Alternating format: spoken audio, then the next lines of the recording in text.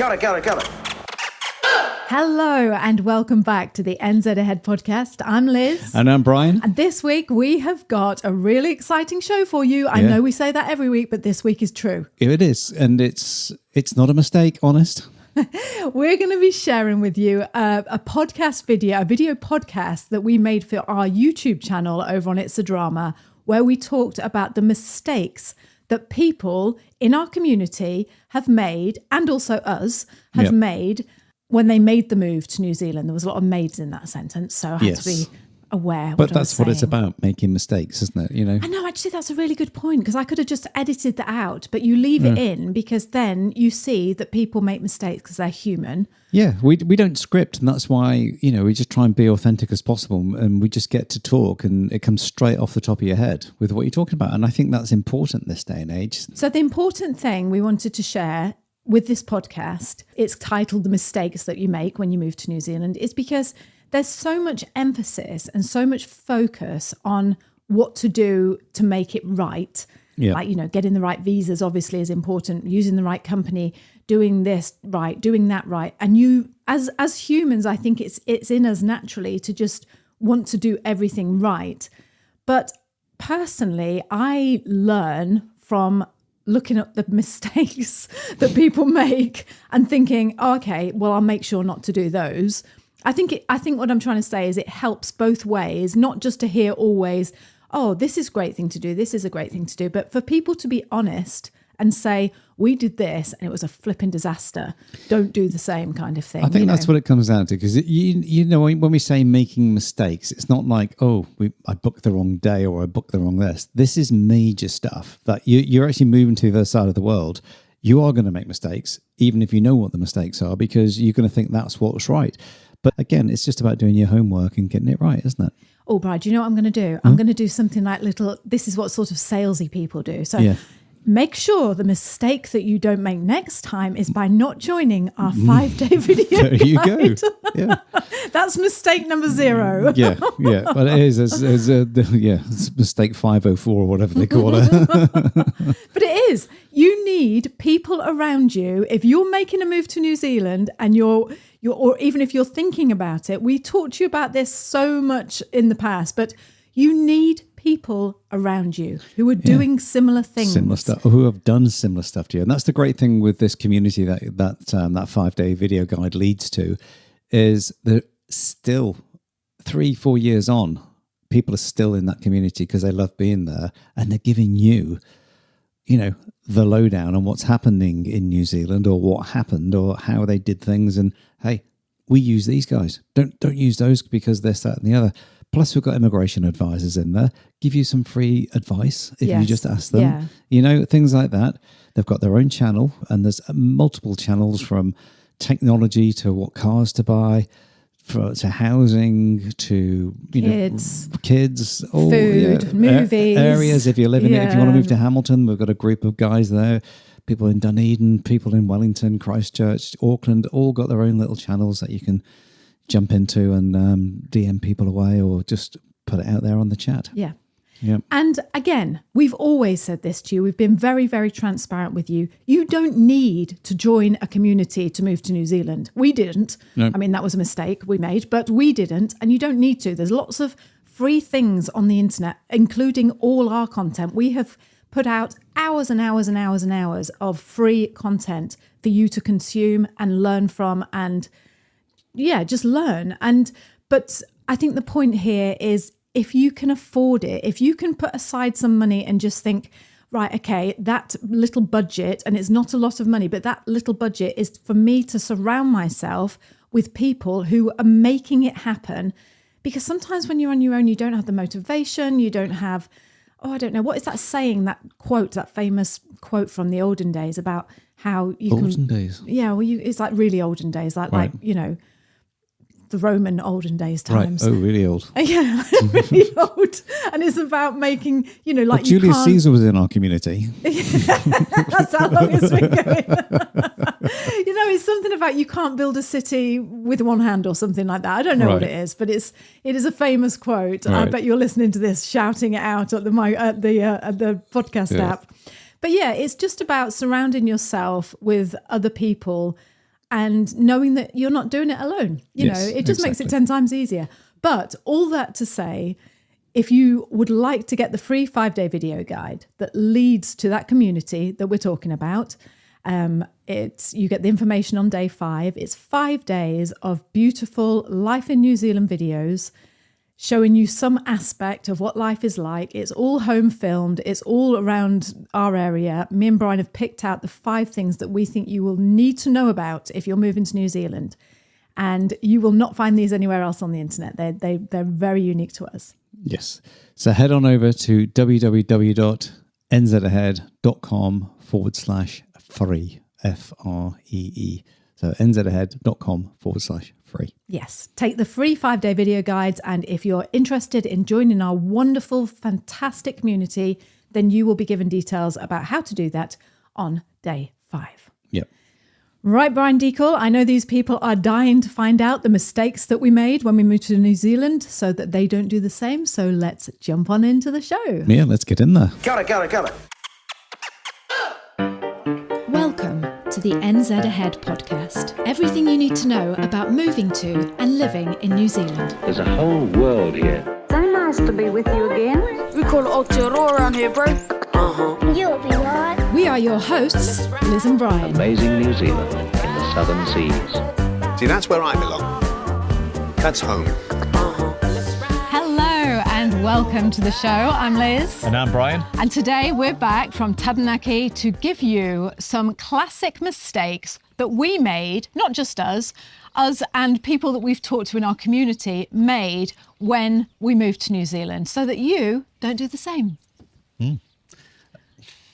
What more can you say other than mistakes? I never make mistakes. It's mainly Liz. The thing is, it's very easy when you're doing your research to think, okay, what do we do right? You know, we've got to get the right visas. We've got to get the right area. We've got to get the right school. We've got to do this. We've got to get a good job. But the value is in the mistakes that people make. Well, so you can think, I won't be such an idiot and make the same mistake, you know? With those things you have to get in. So just to get over here, you're going to have to do all those things anyway. But then there's the mistakes that you think, it's all done. And then you've got to move. Yes. That's what we're talking about, is the mistakes then. It is a beautiful day in New Plymouth. The sun is shining on our backs. We were just saying how gorgeous it feels. There's nothing nicer than having the sun on your back when you're doing a show like this, because it's like someone just standing behind you going, it's okay, it's all right. Rub on the shoulders. I know you made those mistakes, but it's over now. No, it's not. Right, so we've got 7. Number one mistake that we made, this was us personally, so we hope you won't make the mistake, is rushing in and buying a car within 2 days of getting here. Yeah. And not only that. Do you know what? Not only that, though, Bri. What? We bought it at auction. And not only that, it was a flipping heap of rubbish. But was it? Yes. At the end of the day, was it? Yes. A heap of rubbish? Yes. It never let us down. No. That's because you worked on it 24/7. No, but it always started, got us to where we were going. Actually quite zippy and fast to where we were going. Yeah, there was a few things on it, but, you know, apart from a wheel bearing that went on it, that still worked, but obviously it fixed it for $180. So we got to New Zealand within 2 days of, we hired a camper and we went all around New Zealand. And then when we came back, we needed to get down to Taranaki so Brian could start his job. And we didn't have a car. So we went to Turner's Auctions. This is like back 15 years ago. And we just bought this pile of rubbish, basically, that Brian then defends for the rest of his life, saying it was great. No, do you know what? It was a Subaru. It was a green Subaru. It looked like something a boy racer would drive. Sound of approaching idiot. And yeah, you're right. It didn't break down. But would we do the same again? Do you know what? This is what people ask me many times. And I always have a bit of a laugh and a joke with people that are in our community and stuff, because it's like, I've got to buy Japanese if I move to New Zealand. And it's like, no, you don't.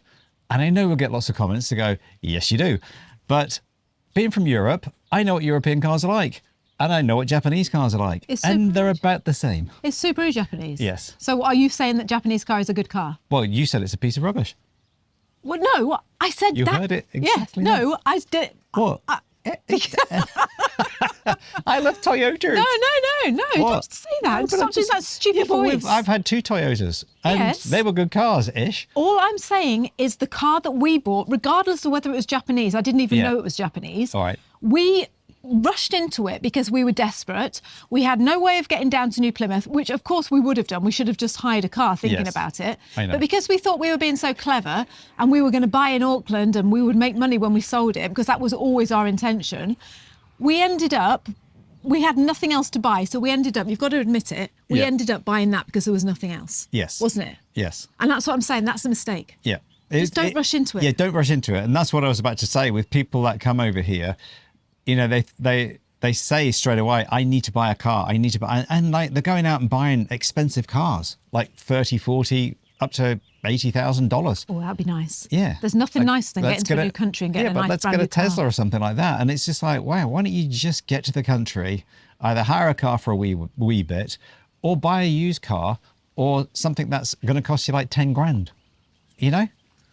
And then just see, whoops, the wind. See that? That's a sign. The It's a wind sign, blew, yes. that I was right. It's my mum saying to you, stop being such a bitter old No, man. I'm not. It's not bitter. It is. It's not. As if you wouldn't want to buy a Tesla if you had the money. Yeah, but I'm not saying I wouldn't want to buy a Tesla, but it's not Japanese, is it?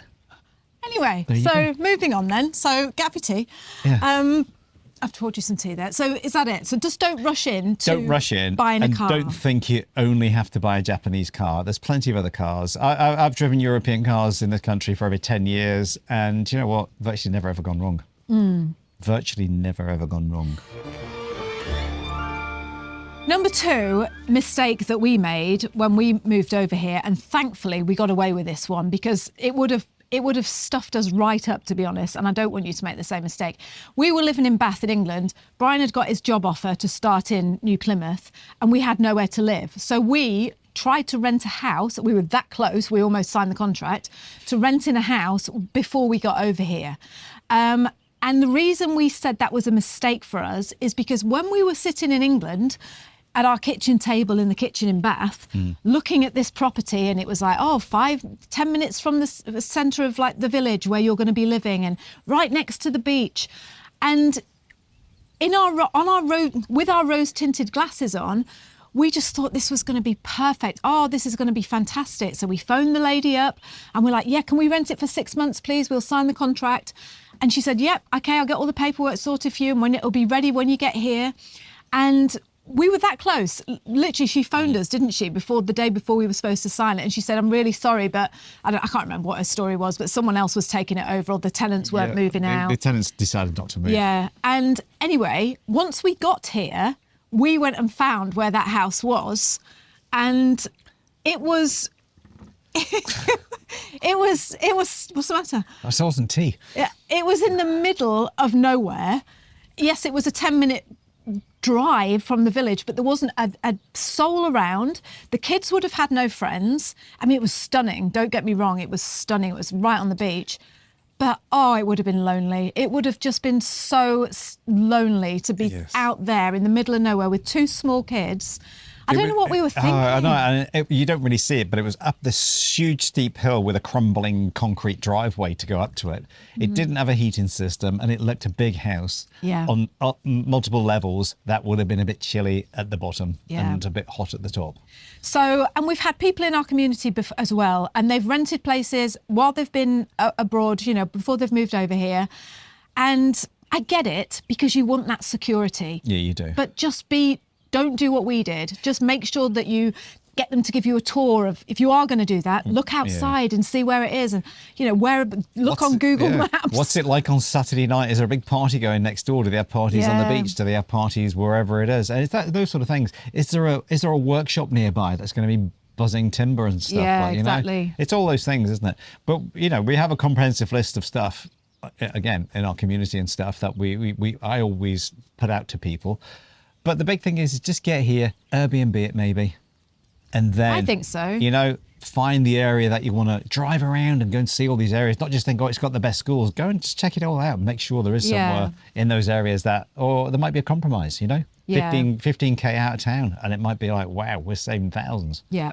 You know, We were so glad we didn't get that house. It was. we walk I past can't it imagine. every time, don't we? And go, oh. We still do it now, It even makes now. you Like, shudder imagine if almost, we'd like, lived there. We were going to give them 6 months in advance rent just to secure the deal. Yeah, we were. You know? Because you want that security. I get Yeah. it. You want that I security. know, but if you got it, they'd have got all your money, wouldn't they? I know. It's just like, oh, really? I know. Right, number 3 of mistakes we made. And this is a real costly one, and it was. Well, I'm not going to say it was all my fault, but it was 99.9%. Well, it was 100% my fault, really. So we were moving over to New Zealand, and we'd sold our property, and at the time, with the money that we had, this was 15 years ago. The money that we had, New Zealand dollar was 3 to 1. So 3 New Zealand dollars to the British pound. It had been 3 to 1, hadn't it? But Yeah. it took a bit of a drop, didn't it? To 2.5, and we were weighted for it. No, it was To go back high. up. Yeah, but when we sold our property, it was high. Yeah, yes. And Brian was like, let's just take our money and exchange now and take it over to New Zealand. And it just makes me cry to think about it. I said, no, let's just wait until I'll watch the markets every day and I'll keep my eye on it. And I am guaranteed that it'll go up to 3.5, and then we're going to be so wealthy. You're never going to have to go and plumb again, Brian, because we're just going to have, you know. And if you remember what 15 years ago when this video is being made in 2004, it's about 2009. Yeah. So that's the crash of 2829. Yeah. So, So the lesson there was Bri wanted to use a currency exchange, what they're called, a foreign exchange. Foreign exchange company. This is why these people do this job, because they actually know what they're doing, not like me, who thought she knew what she was doing. Anyway, we ended up losing a ton of money, like a lot of money. Yeah. And not that I'm still bitter about that. Yeah.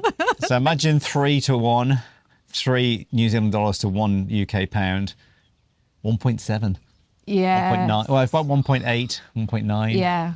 It went down to Lot of 1.8 and we were just, it was, you know what, it added extra stress to us when we moved over, because I was constantly going, please go back up.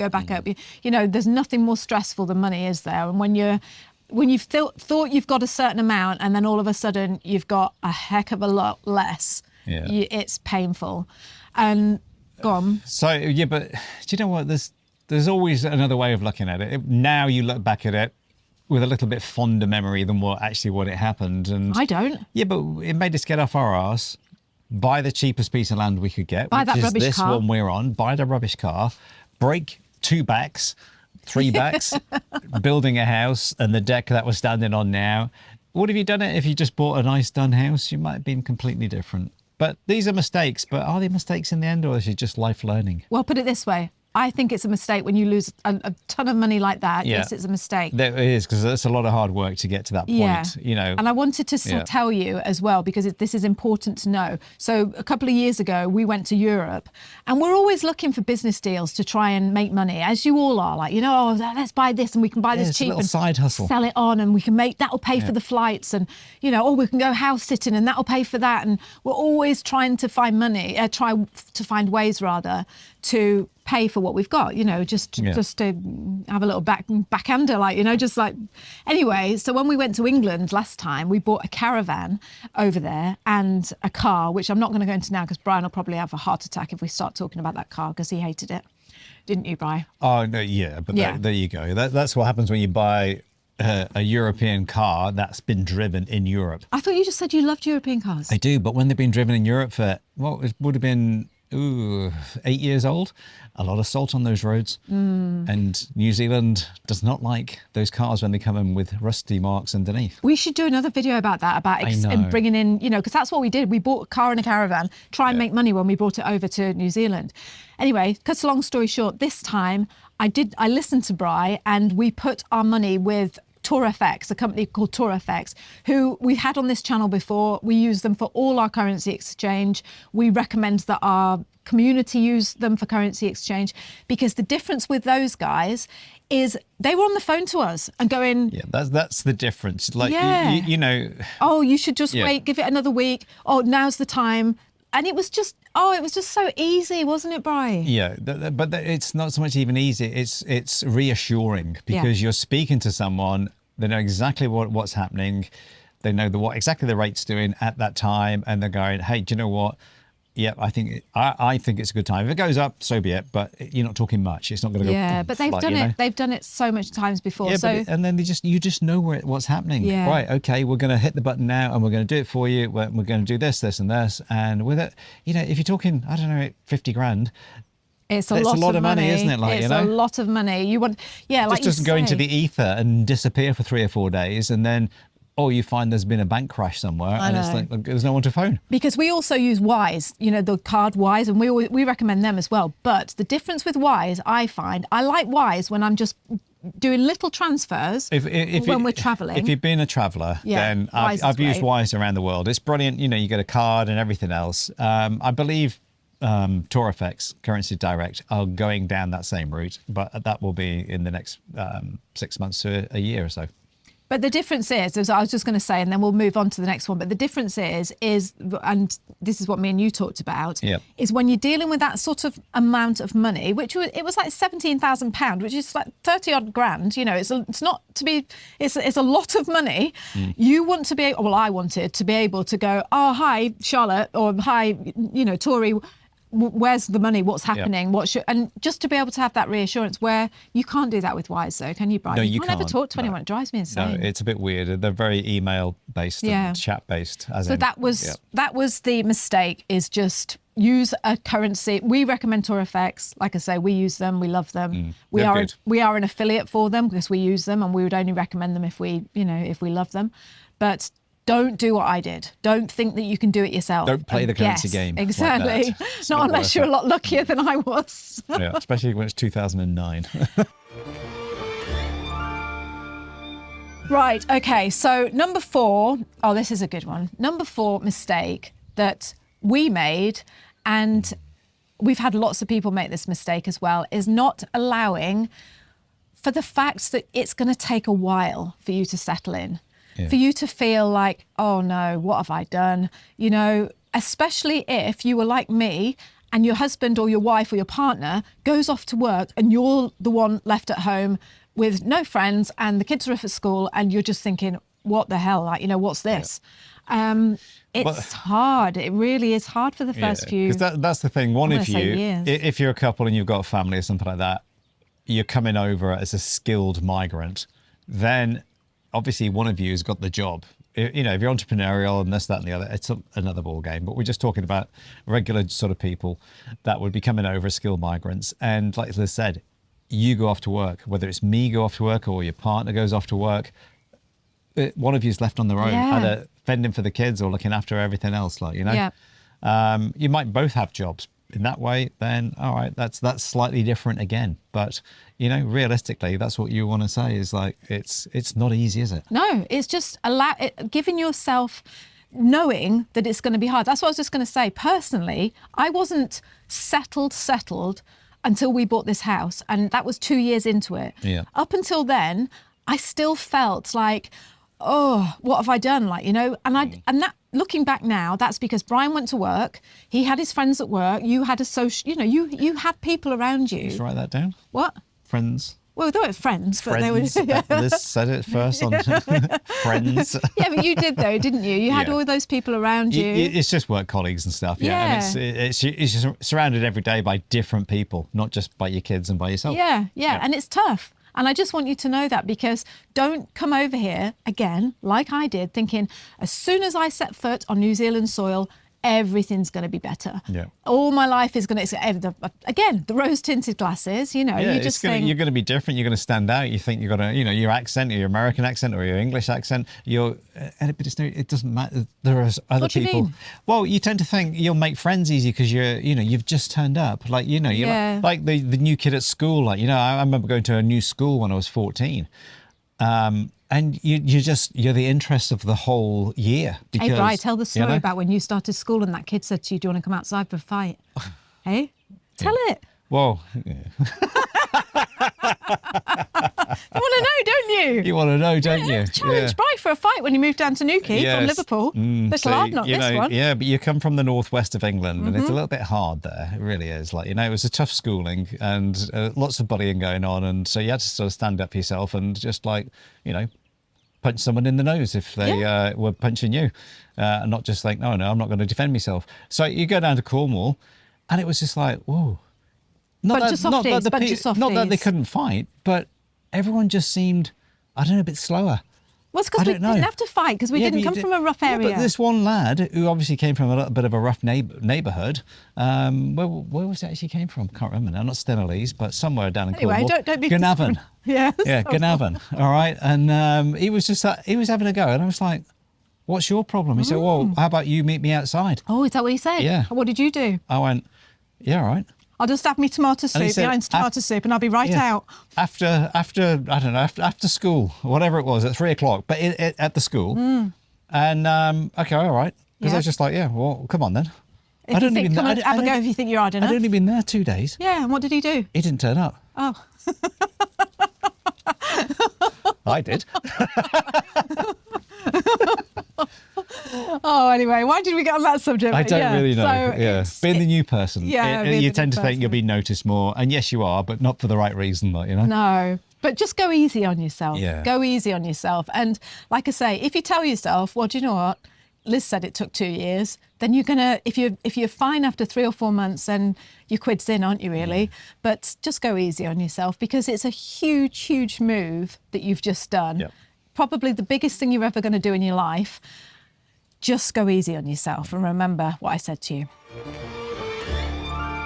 Which makes us move on to number 5, which is the importance of building a network of people around you. Yeah. Which kind of leads on nicely from this because the whole reason, you might have heard me and Brian talking about our community that we've built, our NZ Ahead community. The only reason that we built that community is because it was the help that we needed when we first moved over here. Yeah. Especially me, because my sister is here, but she lives in Gisborne. She's working, she's got kids, she's full time. You just feel so alone. And we vowed that we would try and help people not feel alone and not struggle like we had to, when we first came over. So that's why we started our community of people, just to support each other and be there for each other.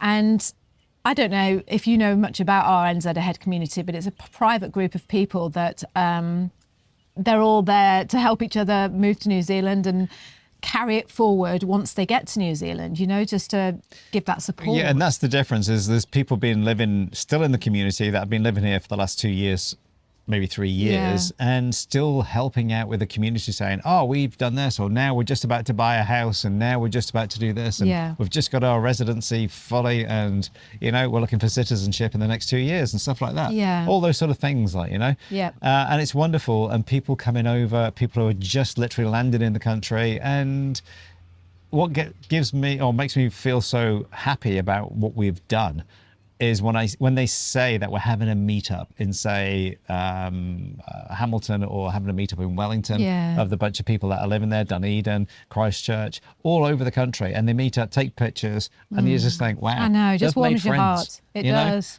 It warms your heart, it really does. But even if you can't, if you don't want to pay for a community like ours, just please go and find a Facebook group, or, just make sure that you are surrounded by people not so much like-minded, but doing the same who understand. thing. Yeah, who understand. I remember I was talking to a woman on our community once, and she just said she joined our group, and we've got like a Slack channel with loads of channels in there, and just it's a very busy place, and it just it's supportive. And I remember her saying to me, do you know what? It was the lady from Belgium. It was Lisa. Lisa from Belgium. We actually saw Lisa in Belgium. Yeah, as well, that's what I didn't mean. we? She told me when we were in Belgium. We met up with her when we went to Belgium. She's here now. She lives in Tauranga. And but yeah, she said to me, she said, you don't know how how bliss that was. She said, because I couldn't speak to my mum and dad about it. I couldn't speak to my friends about it because it made them prickle and they just didn't want to know. And my mum and dad got upset when I talked to them about it. She said, so it was such a help to know that I had this group who understood what I was going through. So, and yeah, like I say, just make sure that you do that. That's a huge point what Liz just pointed out then, is that lots of people don't tell their parents and things that they're actually moving till about the last month or so. No. And then they sort of drop it on them because, you know, they themselves don't know it's actually happening 100% till they get the job offer, till they get the visas come through, all those sort of things. And so they kind of keep it quiet, but they're talking with people that they can talk to about all this stuff. So it's like, it's not this huge secret. It doesn't feel like a huge secret. Yeah, you just and what's the best way to tell mum and dad? What's the best way to tell anybody? Like, you know, what's even the best way to tell the kids? Yeah, you know? Yeah. Right, number 6. We've got 2 more to get through now. So number 6 mistake that people make when they come to New Zealand. I'm going to say this was our mistake. Number 7 was one we didn't make. But number 6, when they come to New Zealand, is bringing too much stuff. And me and Brian kind of disagree on this because you're of the opinion that you should bring absolutely everything, aren't you? Yeah, 100%. Apart from big appliances like ovens and big fridges, but you know, because the voltage difference if you're from the US. If you're from the UK, bring the lot. If you've got the room in a container, bring it. And I know shipping has gone through the roof in the last 4 or 5 years. See, I disagree. I do. You know. You can just buy it here. No, yeah, you can just buy it here. Yes. All right. So say you have a Miele oven back at home, and you know it's not part and parcel of the kitchen. That Miele oven is probably about I don't know, £1,000. So even at 2 to 1, it's like £2,500, $2,500. But they're not. There's $7,000 here. Well, don't buy Miele then. That's just one example. Just buy something else that's just made one in New example. Zealand. Yeah, I know, but you're just using those examples that are silly because the Miele oven isn't even that good. And anyway, why would you take your oven out of your house that you're selling in England? I'm just giving you an example. I'm not saying what that else if you've then, got apart one. from the Miele oven, what else? Tools at the time. Yes, when I we agree moved with over, that, you know, tools and everything. They've come down in price here. I have to admit, they're not that much difference now. I think, you know, the days of the companies are more established, like the Makitas and the Bosch and everything. They're more established in the countries now than what they were. They're just having a parallel importer. But I would bring everything because you've already paid for it. So you're going to get peanuts for it when you sell it. And then admittedly, you're going to ship it, but shipping has gone up so much. So that's the balance of the thing that you have to weigh up of how much does it cost to ship. If it's going to cost you 20 grand, you think, there's only 30 grand in there. So Liz has lost that on the currency market, so we can't bring that now. So we'll have to leave our Miele oven at home. Yeah. Anyway, why would you sell your house without an oven? That's a bit weird. Oh yeah, and by the way, here's the house. Here's your keys. We'll be taking that oven. Don't worry. That's coming out. In New Zealand, it seems to be that when you sell the house, the washing machines, the lot seem to all go with it, don't they? Yeah. Whereas in the UK, take everything. You could just take the lot out. Yeah. You know, and just say there's no white goods, as they call them. Yeah. You know. Yeah. So that was the difference, and beds and stuff like that. You know. Different size beds here, so you've just got to be careful on that. Do you know the reason I'm saying don't bring everything is because we brought this massive slab of marble.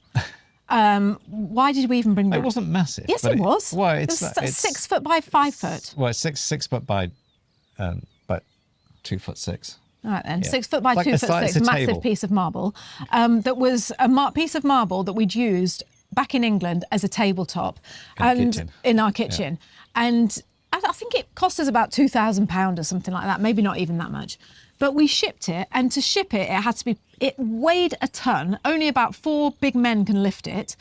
It's like in a big wooden box. It takes up so much room in the garage. It's like this wide because of its wooden crate. And it's been sitting in that garage for 15 years. Now, why did we bring that? That would have cost us so much money to bring. We should have just left it at home. Yes, it would. It didn't. It just didn't. It did. No, because it fit in the container. Yes, but it hasn't fit in our. Oh, Bri, you got a big spider on you. Yeah. It didn't fit in our garage though, and that's the thing is we've lugged it. Well, we haven't lugged it because we've only lived in one house, but we have lugged it from the rental to here. Yeah. And it's taken up so much room. It just annoys me. And all that we shouldn't have brought, you know? But now we're using it. No, We are. Well, yes, It's out- we it's are. out on the 15 deck, years outside, later. as an outside because table. we're desperate. Yeah, but- And we can't stand it any Yeah. longer. Anyway, so I think you should not bring too much stuff when you come to New Zealand. Moving on to number 7. What we did bring is a couple of antique, what are they called, wardrobes that we'd never ever use. So, Which ones?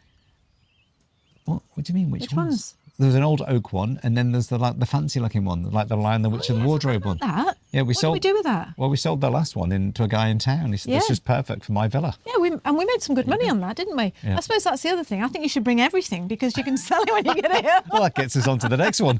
No. Number 7 and the last one, okay, so the mistakes that people make. And this wasn't our mistake, but I've just interviewed a guy on the podcast from our community, and this was his mistake, so I'm sharing it with you.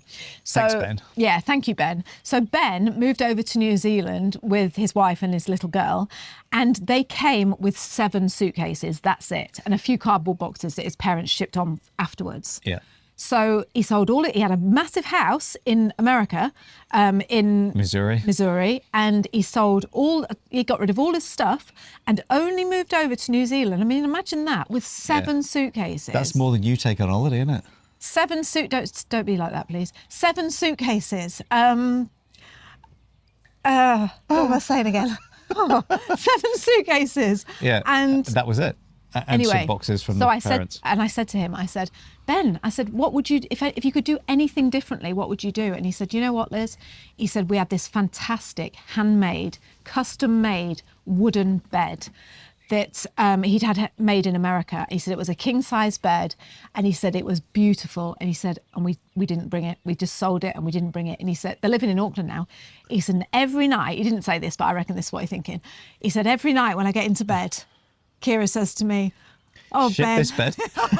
oh, Ben, I love you." And he said, "Yeah, I love you, Kira, but I wish I'd brought that bed." He regrets, you see, not bringing the bed. I know, and that's what I'm saying. Don't do that. Is if it works out for shipping price, bring everything. And if you don't want it here and it doesn't fit in and it's not quite right with the style of the home, then get rid of it, sell it, and you'll get good money for it. Do you know what I'm going to say? This is what I thought when he told me that. I thought, something so sentimental and as special as a bed, like your bed, that's like that's the number one thing that makes you happy, isn't We've it? still in life? got the first bed that Yeah. we ever bought. I love my bed. I love it so much. I mean, we bought ours. Yeah, but the kids are sleeping on one of our old beds, ones, aren't they? Like, you know. But we bought ours in. Did we buy it in Harvey Norman? The mattress. I love it. Yes, we did. It's the we comfiest bought the original mattress. one from Auckland because it was cheaper up there. But it was like you were sleeping in a cocoon, wasn't it? Yeah. It was up here. It was one of somewhere. those memory foam ones, and we didn't like it Yeah. because we just couldn't roll. couldn't get out. Couldn't even move see in the each morning. other. It's just like, are you over there? But anyway, yeah. So just have a think about that when you're shipping and you're chucking. No, that can go. That can go. Yeah. Just think to yourself, if you're hesitating, you're like, oh no, I love this. Do you? Yeah, I really, really love this. I love it so much. I love it with all my heart. Bring it. Just bring it. You can always get rid of it when you get here, can't you? You know, I've got one thing that I think I've still got somewhere, and I should never have bought it because it was at the time, it was pretty brand new. It was a DAB radio. What's Digital radio. And there's no digital radio in New Zealand. right? So Is it like a CB? No, as in like an FM radio, an AM radio that you would tune into the BBC and stuff like that. Remember when it went digital? Yeah. And all the cars have digital. Oh, is it a car thing? No, it was an alarm clock radio. Oh. But it didn't. It only had DAB. Yeah. It didn't have FM because they were shutting those transmitters down. Right. But there's never ever been any DAB radio in New Zealand. I think they trialled it and then just binned it. So do you wish you'd brought that? I'm confused. No, I wish I'd never bought it because what a way. I should have just sold it over Where there. is it? I don't know. Well, But- find it. Sell it. It's an antique. Well, it's not an antique It is. because it doesn't work here. I know, but So that's what's the the sort of point? thing. Oh, it's a People like clock. things like that, don't they? They like things that they can't have. I could sell it. So Yeah, just sell that. it's got an English plug on it Trade as me. well. Yeah, This is what you DAB can't have. radio sounds amazing. Right, okay, so that is our mistakes that we made when we moved to New Zealand. And thank you to the contributors of this show who have given their little bits of mistakes that they made so we could go on and share them with you. Don't forget that we offer our free 5-day video guide of life in New Zealand. So if you're sitting there thinking, oh, you know, what is New Zealand like? We did these 5 little videos that we show you some aspect of life in New Zealand. You can sign up for those. They're absolutely free. And at the end of those videos, you get access or you get details of our membership, our private community that we were just talking about earlier. So yeah, that's it, isn't it, Brian? Yes. Oh, I better tell you how you can get there. Yes, it's www.itsadrama.com/I love NZ. I love NZ. Yeah. Or you can go to www.nzahead.com/free. Yes. So thank you so much for joining us. I hope you enjoyed this show. And I'm not at all knotty and bitter about the fact that I lost all that money on the currency market. We've moved on from that now. Yes, okay. honestly. We never talk about that now. Not unless we have an argument that's like, what about this? Yeah. All right. Thank you so much for joining us. You are wonderful. Thank you for your comments. Thank you for your emails. Thank you for your lovely, lovely support. You mean the world to us. So until next time, I will speak to you soon. Yeah, so kia kaha, stay strong, kia u, stay true. That's true to yourself. Get down to New Zealand, come see what it's like. Yeah. See you soon. Okay, bye. Bye. Thank you so much for joining us on the podcast this week. We have loved having you here with us. If you love this week's show, please share this with your friends. Send it to anybody you know that wants to think about moving to New Zealand and get on over here yourself. And tell them how brilliant it is as well. And also, if you haven't signed up for our free 5-day video guide showing you what life is like, really like, in New Zealand, then go over to the website and sign up. You are missing out. This is brilliant.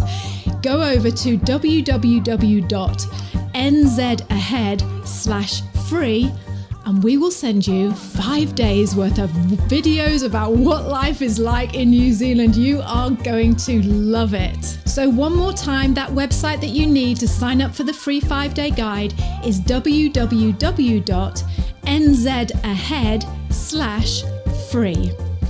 So we're going to see you next week. Until then, have a great week and we'll speak to you soon. Bye. Bye. Say bye again. Bye. Bye.